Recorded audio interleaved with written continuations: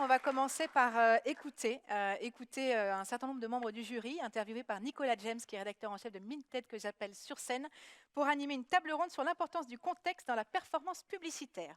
Nicolas James, sous vos applaudissements, accompagné de Aude Marchand, directrice générale adjointe et Head of Data de eProspect, Sébastien Noël, directeur délégué activité programmatique, AdTech et monétisation d'M-Publicité, Emmanuelle Godard, directrice digitale data et innovation de Canal+ Brand Solutions, et Cyril Lucorne, directeur Insight Data et Marketing Offre de JC Deco. On vous écoute. Merci Charlotte. Installez-vous. Alors c'est vrai que quand on parle de data au service du marketing, on a tendance à penser data utilisateur, cookie tiers, des choses un peu anxiogènes. Et c'est vrai que là, on a décidé de faire un petit pas de côté avec les panélistes pour vous évoquer une autre dimension finalement dans la data, c'est celle du contexte qu'on oublie parfois. C'est vrai que le contexte en télé, ça fait longtemps qu'on en parle. C'est un peu pareil en OOH. Dans le web, c'est un peu plus récent depuis qu'on nous a annoncé la disparition des cookies tiers. Et donc, on va parler de contexte au service de la performance publicitaire. Je vais commencer par vous, Emmanuel. Canal+ Brand Solutions s'est fendu en fait d'une étude en fait qui fait le lien entre justement le contexte dans le cadre duquel est affichée une publicité et son impact sur des items comme l'attention. Est-ce que vous pouvez nous expliquer peut-être déjà pourquoi est-ce que vous avez pris la décision de réaliser cette étude ? Alors, tout d'abord, effectivement, on est parti d'un constat qui est qu'aujourd'hui, finalement, en télévision, il existe très peu d'études qui mesurent l'effet du contexte. Donc, derrière l'effet du contexte, c'est notamment l'effet des programmes, par exemple, sur l'efficacité d'une campagne. Alors que en digital, ça fait quand même assez longtemps qu'on mesure cet impact. Alors que c'est une des clés du média planning. Aujourd'hui, en télé, on associe souvent quand même son spot à des programmes donnés, quand on fait du spot à spot. Tout à fait. Simplement, on ne mesure pas en fait l'efficacité du fait d'avoir un spot qui est diffusé, par exemple, pendant des films ou sur des chaînes d'infos, autour de programmes de divertissement. Et c'est à ça qu'on a voulu s'atteler. Et la chance qu'on a chez Canal, c'est d'avoir aujourd'hui plus de 4,6 millions d'abonnés sur lesquels en fait, on a la capacité de pouvoir collecter toute leur consommation et leur exposition publicitaire télé au travers de leur décodeur. Alors quand je dis toute leur consommation télé et leur exposition, c'est pas simplement sur les chaînes Canal, c'est sur l'ensemble des chaînes qu'ils regardent. Et donc en croisant toute cette data avec des données tierces, alors que ce soit des données CRM d'annonceurs, également des données d'enquête en les interrogeant, on a la possibilité de pouvoir non seulement montrer, mais également mesurer l'effet du contexte d'exposition sur les comportements d'achat ainsi que sur la perception en fait, de la marque. Et donc du coup, il y a 5 enseignements clés que vous tirez de cette étude. Est-ce que vous pouvez nous les partager ? Oui, alors en fait, on a fait pas mal d'études et on a eu pas mal d'enseignements également, mais je dirais que tu as raison, il y en a 5 qui sont, j'ai envie de dire, 5 enseignements assez globaux. Le premier, c'est qu'on a pu observer que les contextes qui sont les contextes les plus engageants, à savoir le cinéma, les séries, les retransmissions d'événements sportifs, ce sont les contextes qui favorisent le plus la mémorisation publicitaire. En effet, on a pu constater que tous ceux qui avaient été exposés autour de ces contextes étaient systématiquement beaucoup plus nombreux à déclarer ce souvenir de la publicité. Donc ça veut dire quoi ? Ça veut dire qu'en fait, l'attention qui est générée par un contenu, cette attention, elle rejaillit sur l'attention publicitaire. Donc ça, c'est la première chose. Ce qui vient valider le postulat que plus le contenu est de qualité, plus la publicité aura un impact, ce qui n'est pas toujours intuitif. Oui, alors là, je parlerai pas tant de qualité, parce qu'on peut, je veux dire, il y a d'autres contenus que des séries, des films qui sont de qualité, mais c'est d'engagement, c'est-à-dire qu'en fait, on est concentré, on est capté par son contenu. Ensuite, il y a une seconde chose que l'on a pu observer, c'est que l'affinité du contexte avec la marque, il a un effet positif sur la perception de la marque. Typiquement, lorsqu'on a une marque de sport qui est diffusée par exemple sur une chaîne d'information sportive comme Infosport, eh bien, on se rend compte que ceux qui sont exposés à la campagne sur Infosport vont être beaucoup plus nombreux à déclarer en fait, que la publicité leur donne confiance dans la marque. Et on a pu l'observer de la même manière, par exemple sur les publicités autour de services financiers, eh bien, ceux qui étaient exposés à la campagne autour de Contexte Info étaient également plus nombreux à déclarer que la publicité leur donnait confiance en la marque. Et donc ça c'est important parce qu'en fait ça veut dire que dès lors que une chaîne est en affinité avec le produit de la marque, un annonceur a tout intérêt à intégrer les chaînes thématiques et les chaînes fast qui vont se développer, parce que même si la puissance de ces chaînes reste faible, eh bien, on voit bien que ça aura un effet positif sur l'efficacité de la campagne. Sinon, parmi les grands enseignements que l'on a vus aussi, et ça c'était intéressant, c'était de voir que l'efficacité, en fait, l'effet du contexte, il varie selon le KPI que l'on regarde. Très concrètement, si je m'intéresse à des KPI long terme, par exemple, des KPI sur des ventes sur le long terme, eh bien, les contextes dont on parlait tout à l'heure, qui sont les plus engageants, comme le cinéma, les séries, le sport, qui laissent une trace mémorielle plus importante, eh bien, ce sont également les contextes qui vont le plus favoriser les ventes à long terme. A contrario, si on s'intéresse à des effets, à des actions immédiates, eh bien, on a des contextes comme l'info ou le divertissement qui vont être beaucoup plus performants pour générer des actions immédiates, comme par exemple la visite sur un site web ou l'appel à un call center. Donc les journaux d'infos ou voire les chaînes d'infos favorisent le business à court terme en gros. Alors tout à fait. Alors ça, au-delà même du... Alors, là, quand je parlais de contexte info, ce n'était pas simplement les chaînes d'info, hein, ça peut être aussi des journaux télévisés. En revanche, là où tu as raison, ce que l'on a vu, si on s'intéresse spécifiquement aux chaînes d'info, c'est que les chaînes d'info favorisaient le business à court terme. Dès lors qu'on s'intéresse à des comportements d'achat très court terme, eh bien, systématiquement, les chaînes d'info ressortaient parmi les top contextes en termes de performance.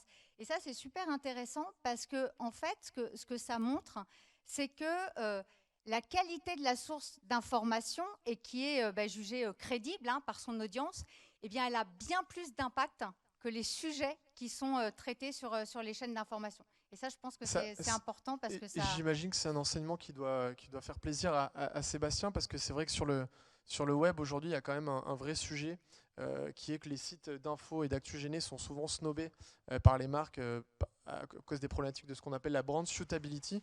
C'est-à-dire qu'il y a parfois des contextes un peu anxiogènes, on va dire, sur ces sites-là, qui font que c'est de 30 à 50% d'inventaire parfois qui n'est pas vraiment monétisable. Sébastien, ça vous redonne le moral d'entendre ce genre d'infos? Attends, ça me le redonne. Non, je l'avais toujours eu. Ah, mais non, mais je pense que c'est très important de partager ce type d'information, en fait, qui est que c'est pas parce qu'on est sur un contenu news que c'est anxiogène, que c'est pas performant et qu'il faut pas aller communiquer dessus, et que remettre en avant la qualité du contenu qui est fait par des journalistes professionnels d'une information sérieuse, ce n'est pas forcément contre-productif avec la publicité. Réussir à le démontrer comme ça, c'est un énorme avancement. Je pense qu'il faudrait qu'on continue à travailler sur ce point-là. Pourquoi pas via une étude aussi? Bien entendu. On serait les premiers à être heureux d'accompagner les acheteurs, les agences, les annonceurs qui sont avec nous ce soir dans cette salle pour pouvoir le démontrer, en fait. Sur le web, juste, cool, ouais. Voilà, croire ce point-là et ne pas se fermer. Un utilisateur qui est intéressé par du sport, qui est intéressé par du lifestyle, il lit aussi du contenu news. Ouais.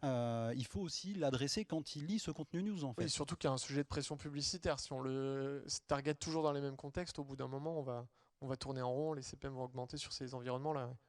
Oui, puis de toute façon, il y a un moment où, ce que tu disais, il y a un moment où on n'a pas assez de contenu aussi sur ces environnements-là. Et puis, pourquoi bouder la news, en fait? Juste, tout simplement. Vous observez, Manuel, cette défiance aussi sur l'inventaire web de Canal ou moins sur la vidéo? Sur MyCanal, on a moins ce sujet-là, en fait. Donc non, enfin, je ne sens pas vraiment. Parce que ce qu'on a pu avoir, ça m'a beaucoup amusé. J'arrive un petit peu parce qu'à un moment, on a eu un contenu qui a été boudé parce qu'il avait été identifié par les vérificateurs comme étant un contenu qui était autour de la drogue. Et en fait, c'était l'émission Douane sous haute surveillance. Donc, le but, c'était justement de montrer comme quoi des douaniers travaillent pour empêcher le trafic de drogue. Donc, voilà les quelques problèmes. C'est un vrai sujet sur le web aussi. L'attaque du PSG qui est flaguée comme attaque. Ça a changé un peu parce qu'on m'a toujours dit ouais, les ad vérificateurs sont en train d'évoluer, plus d'intelligence, moteur sémantique et compagnie. Est-ce que Aude, je vous vois non, faire mais non oui, de la tête?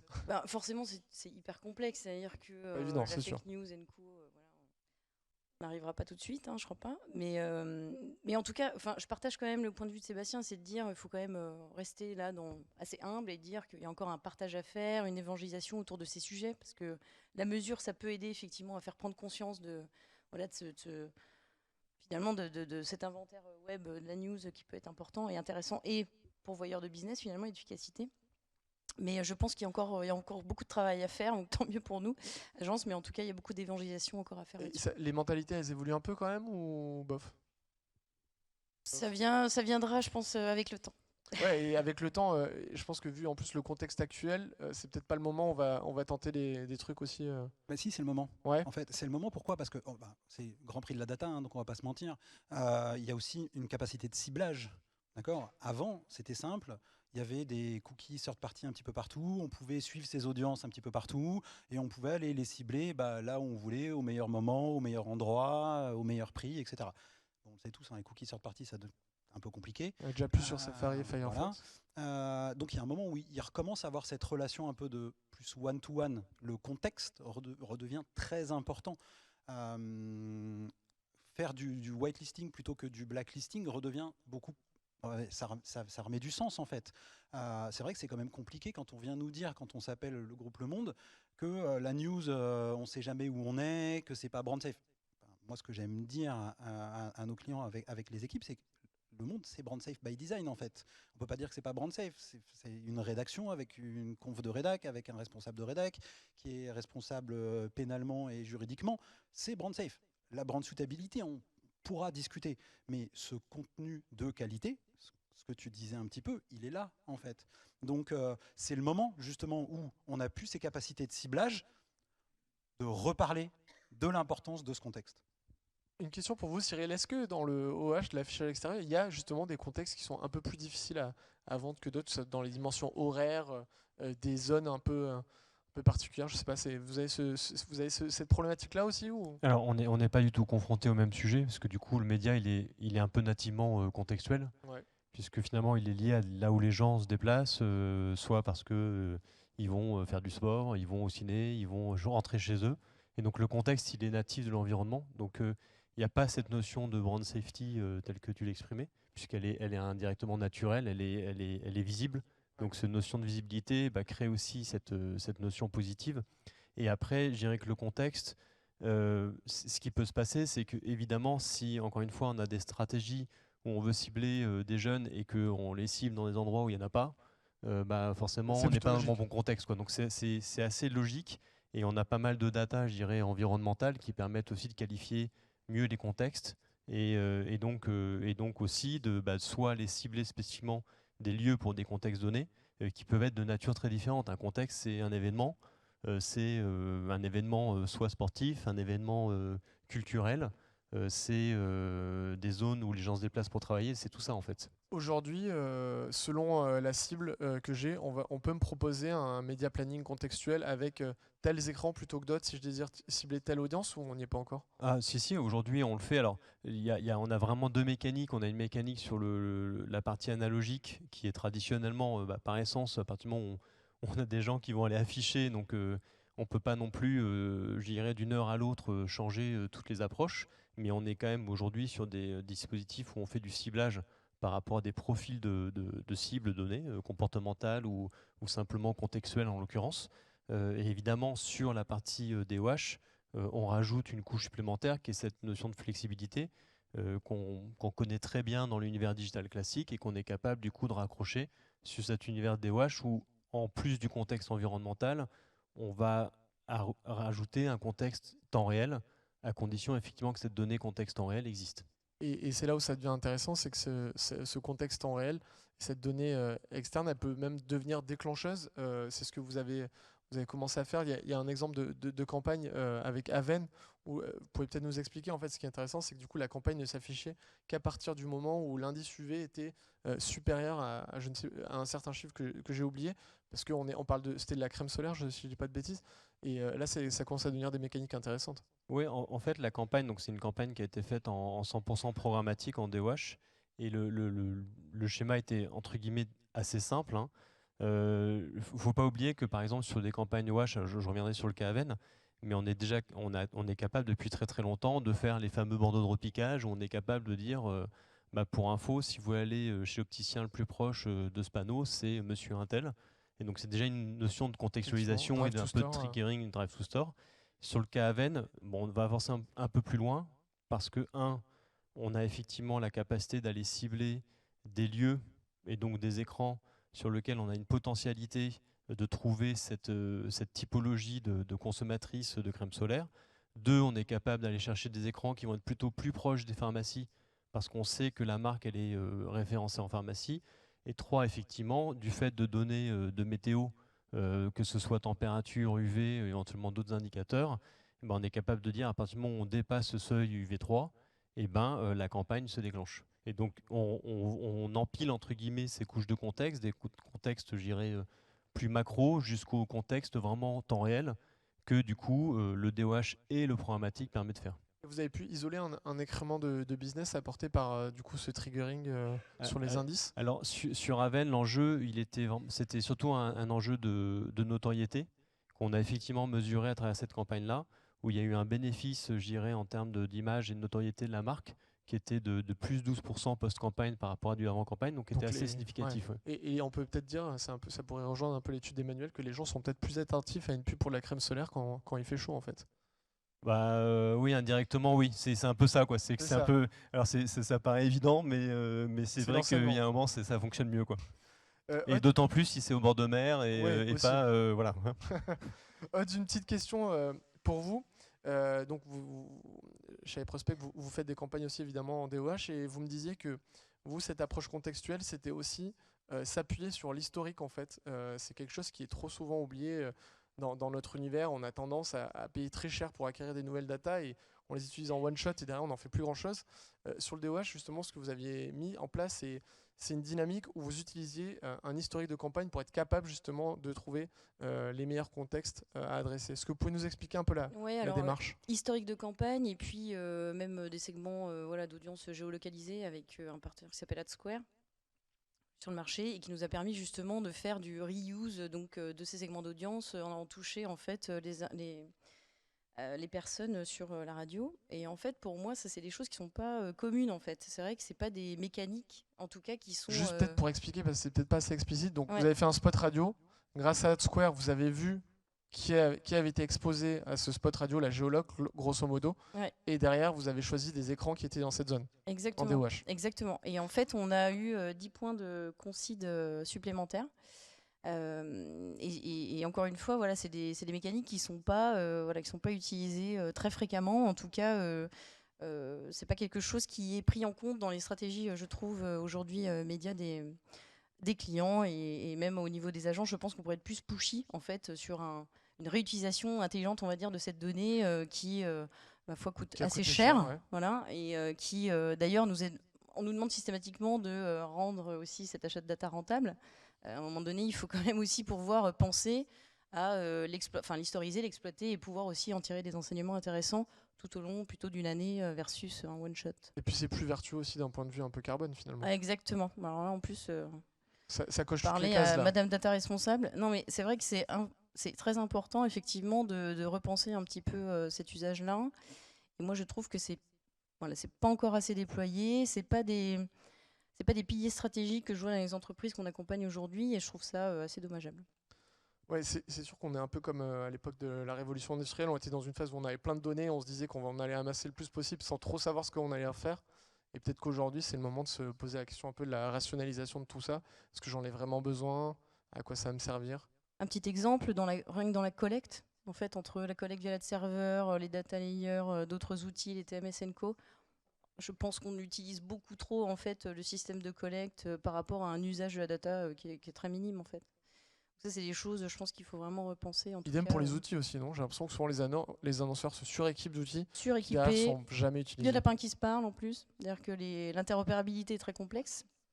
Donc heureusement, nous, on est là, voilà, agence pour conseiller aussi dans cette circulation de la donnée, en tout cas dans la facilitation de cette circulation. Mais c'est vrai que je trouve que c'est encore naissant comme sujet d'échange. Et dans le prolongement de cette thématique, il y a un autre sujet qui vous est cher, c'est un peu ce qu'on appelle le CRM display, qu'on parle depuis des années sans que ce soit vraiment effectué. Aujourd'hui, ce que vous constatez, c'est que finalement, les programmes CRM, que pareil, les annonceurs ont mis parfois des années et des centaines de milliers d'euros à construire, sont sous-exploités en réalité. Oui, tout à fait. En fait, déjà, ce que je vois aujourd'hui, c'est qu'il y a une frilosité, bien évidemment, à sortir sa data client. Parfois, pour des raisons liées à des amendes de CNIL qui sont tombées au préalable, et bon, forcément, on est un petit peu plus exigeant et regardant. Aussi, parfois, par rapport à une mauvaise communication, je dirais, entre les DPO et puis le business. Parce qu'en réalité, il n'y a pas forcément de compréhension exacte de l'impact business en fait, d'un usage data client. Ouais. Et puis après, il y a quand même la capacité à déterminer en fait, quel usage je peux faire en fait, d'un segment d'audience CRM particulier, sur quel levier. Donc tout ça, je trouve, reste encore à construire. Et il faut absolument qu'on facilite en tout cas ces usages-là pour encore une fois être plus... on va minimiser en tout cas l'usage de la data et pas en faire n'importe quoi. Sur le sujet de l'appréhension, je voulais juste rebondir sur ce que tu dis, parce que c'est vrai que le sujet de l'onboarding de la CRM d'un annonceur, c'est un sujet qui peut prendre des mois, alors je ne vais pas dire des années, mais parfois plus d'un an d'échange pour pouvoir partager cette donnée. Et c'est la raison pour laquelle on a fait le choix, en fait, dans les croisements dont je parlais tout à l'heure, on a travaillé avec Retency. Si je fais une petite page de publicité ici pour eux, c'est parce que c'est la seule solution. En fait, voilà, c'est la seule solution qu'on a vue sur le marché. Peut-être qu'il y en a d'autres, mais qui permettent de faire de l'anonymisation profonde de données. Et donc, l'avantage pour nous, c'est que nous, en fait, on utilise cette donnée pour faire de la mesure, pas pour faire du ciblage. Donc, on n'a pas besoin de savoir que c'est Madame Dupont qui a été exposée et qui ensuite a été acheté le produit. Nous, ce qu'on a juste besoin de savoir, c'est le pourcentage de gens qui ont été exposés et qui ont acheté ce produit. Et donc, ça nous a permis, en fait, de pouvoir opérer des matchings sur l'ensemble des données, pas simplement des données consenties, mais également des données qui n'étaient pas consenties. Et on a vu, mais dans cet usage-là, qui était un usage de mesure, en fait, tout d'un coup, débloquer les DPO. Et là, on a pu, en fait, faire, on a eu l'accord des DPO, généralement, ça prenait 3 semaines, 1 mois, alors qu'avant, c'était une question de 6-7 mois. Et donc, je pense que l'utilisation aussi de données qui sont vraiment anonymisées, avec certains usages spécifiques, je pense que c'est quelque chose qu'il va falloir envisager de plus en plus, en fait. Et ne serait-ce qu'aussi que quand on travaille sur de la donnée consentie, entre nous, on se prive, dans la plupart des cas, sur au moins 40% de sa donnée. Excuse-moi. Ouais, non, mais c'était ça en plus que je voulais demander, parce que la techno dont vous parlez s'appelle la Data Clean Room. Et justement, je me demandais si les Data Clean Room avaient un peu cassé ces appréhensions des annonceurs, du coup. Pas vraiment. Ça reste encore obscur comme sujet pour eux? Ouais, je pense, même si certains d'entre eux font vraiment beaucoup d'efforts justement pour expliquer cette sécurisation de la donnée, ce coffre-fort de la donnée qu'est la Data Clean Room pour un client. Je pense qu'il y a encore beaucoup d'acculturation à faire autour de ce produit, qui peut être très puissant, notamment sur la mesure, des cas d'usage de mesure d'efficacité pour faire de la data collaboration, ce qu'on dit aujourd'hui. Mais je pense qu'on peut-être dans les mois à venir, on va peut-être voir poindre plus des cas comme celui de Canal+, mais en tout cas aujourd'hui, je trouve que ça reste encore minime, en tout cas en France. Sébastien, vous aviez commencé à en parler tout à l'heure. Le contexte, c'est quelque chose sur lequel vous travaillez depuis 2-3 ans au moins chez M-Publicité. Est-ce que vous pouvez nous expliquer aujourd'hui comment est-ce que vous structurez justement pour proposer aux annonceurs une offre contextuelle qui puisse aller dans leur sens? Oui, effectivement, on a lancé notre première offre contextuelle digitale, on va dire un peu sémantique en 2019, où effectivement on s'est rendu compte que on a la chance, ce qu'on disait tout à l'heure, d'avoir des contenus de qualité, et qu'il y a un moment où on se devait aussi de commencer à préparer l'avenir, c'est-à-dire le RGPD était déjà là depuis une année, depuis il n'a fait qu'évoluer, il y a la possibilité effectivement d'avoir des audiences qui ne consentent pas, mais c'est pas pour ça qu'on ne doit pas pouvoir donner une capacité de ciblage, et on s'est rendu compte qu'on pouvait indexer nos contenus en fait, et les mettre à disposition sur on va dire un segment qui est plus fin que juste un rubricage qui est très arbitraire et qui est très figé en fait. Aujourd'hui, ce côté indexation contextuelle sémantique, ça représente à peu près 55% de nos campagnes. Il y a un ciblage contextuel sémantique à l'intérieur. Pas forcément exclusivement sémantique, mais il y a cette dimension-là. Tout à fait, tout à fait. L'avantage de ce ciblage-là, c'est qu'il est j'ai envie de dire consentless, il n'a pas besoin de consentement en fait, parce qu'on va juste regarder la page, on va lire le contenu de cette page et on va passer des informations dans l'URL, donc on n'a pas besoin d'avoir un cookie qui soit first ou third. À côté de ça, on a fait un travail avec l'éditeur qui a commencé à le faire pour lui, Elisabeth le disait tout à l'heure, on a besoin de travailler et d'optimiser côté éditeur son contenu, le nombre de pages vues, et puis comme vous le savez tous, le groupe Le Monde est leader sur la partie abonnement numérique, ça se fait pas comme ça tout seul, même si la qualité des contenus est là, mais il y a aussi un énorme travail qui est fait sur le tunnel, sur l'anti-churn, donc éviter que les gens se désabonnent, et générer de l'engagement. Et on a un projet qui avait été lancé aussi en 2019 qui s'appelle Forecast, qui a été décliné sur la partie publicitaire avec un produit qui s'appelle Forecast for Ad, qui va justement utiliser ses capacités de ciblage en first party, puisque c'est un développement maison sur des outils maison. Et aujourd'hui, on a la capacité d'aller combiner les deux, avoir du contextuel, de la donnée entre guillemets utilisateur, et on peut aller mixer les deux pour aller sur des campagnes qui sont de plus en plus efficaces. Une petite question pour vous, Aude. Je switch sur le sujet de l'attention dont on a parlé tout à l'heure avec Emmanuel. Vous êtes président d'une commission sur mesure et analytics pour le compte de l'UDECAM. J'imagine que l'attention dont on parle aujourd'hui beaucoup sur le web, c'est un sujet que vous regardez avec attention. Oui, ça fait partie effectivement des sujets prioritaires qu'on a identifiés là, avec la nouvelle mission de cette commission à l'UDECAM. Avec mes confrères des autres agences, effectivement, ça nous touche de près, bien évidemment, mais même si moi, personnellement, je trouve que c'est encore un indicateur de moyens, c'est-à-dire que ce n'est pas une fin en soi, l'attention, bien évidemment. Donc, après, on verra comment on peut, bien évidemment, trouver le meilleur des deux mondes entre le panel, la donnée déterministe, pour pouvoir justement travailler voilà, la meilleure façon en tout cas de mesurer. C'est vrai qu'il y a un acteur là aussi sur le marché qui est Xplain et qui a commencé à proposer des mesures justement de cette attention. Donc à voir effectivement comment ça prend et quel est le positionnement aussi de cet acteur par rapport au marché. Est-ce que c'est plutôt régie, voilà, est-ce qu'il équipe plutôt les régies, plutôt les annonceurs, plutôt les agences, voilà. C'est un peu l'analogie que j'avais fait avec Alenti à l'époque, parce que c'était un peu le même cas. Ouais. C'est exactement ça. Mais on verra effectivement à terme comment ça prend aussi. Parce que Sébastien, je sais que vous êtes un peu sceptique, enfin pas sceptique, mais en tout cas vous n'êtes pas aussi enthousiaste que le reste du marché qui effectivement parle beaucoup d'attention publicitaire en ce moment. Alors attention, il faut mettre en parallèle l'attention. C'est très important l'attention qu'il y a, et si, le contenu du groupe, voilà, mais c'est comment on la mesure l'attention, et c'est ça, et où je rejoins tout à fait Aude, comment on la mesure. La visibilité, même si tout le monde dit qu'aujourd'hui c'est plus suffisant, soit, mais la visibilité c'est simple à mesurer.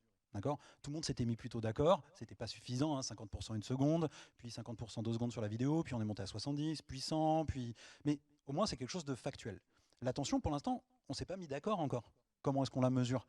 On le sait, il y a eu des études qui ont été faites, il y a des chercheurs qui ont prouvé que si on regarde, si on fait de l'eye tracking, si la webcam elle est en haut ou en bas de l'écran, c'est pas la même chose. Est-ce qu'on met de l'intelligence artificielle ? Qu'est-ce qu'on va regarder sur la page ? Donc l'attention, c'est important. Après, c'est comment on la mesure aussi. Et c'est là où je pense qu'on a encore énormément de choses à faire. Il y a du boulot. Est-ce que vous regardez, Cyril, sur l'affichage extérieur, ce genre de KPI comme l'attention ? En fait, on est tous concernés par le sujet, donc, mais je rejoins le point, c'est qu'on n'est pas du tout prêt encore dessus. Je pense qu'on l'aborde tous un peu d'une façon peut-être un peu différente ou détournée. Nous, ce qui nous intéresse beaucoup par rapport à ces sujets-là, c'est évidemment, nous, on a un média de répétition. Donc, par essence, répétition, alors on dit toujours répétition égale mémorisation, et on sait que l'attention, mémorisation sont aussi deux facteurs qui sont un peu liés. Donc, on aime bien effectivement appeler cette notion, en tout cas de mémorisation, induite par la répétition, par la création aussi, parce que sans, alors je ne parle pas de contenu, mais sans création signifiante, il n'y a pas d'intention. Et vous avez pu isoler justement des facteurs qui, dans la créa... Ça, pour l'instant, c'est ce qui nous intéresse, nous, d'abord, c'est effectivement de dire, il y a d'abord un travail, évidemment, créatif, parce qu'une créa qui n'est pas bien faite, elle ne va générer aucune attention. Enfin, quand je dis aucune attention, elle ne va même pas générer une forme de mémorisation de l'individu par rapport à ça. Donc, il n'y aura pas d'attention, et donc, il n'y aura pas derrière de KPI positif, d'engagement derrière. Donc ça, c'est des choses effectivement qu'on mesure depuis très longtemps, mais qui ne sont pas encore au niveau de l'attention, qui est quelque chose de beaucoup plus complexe en tant que tel, et nécessite effectivement de la neuroscience, d'autres types de problématiques. Mais sur ce sujet-là, en tout cas, on a vraiment fait des liens entre la nature créative ou la création et le niveau, entre guillemets, d'impact publicitaire que cette création pouvait générer. Je sens Charlotte dans mon angle mort, donc je vais couper court à cet entretien. Merci à tous les quatre. Merci je vous propose de poursuivre les échanges après la remise des prix si besoin. Merci beaucoup. Merci Nicolas.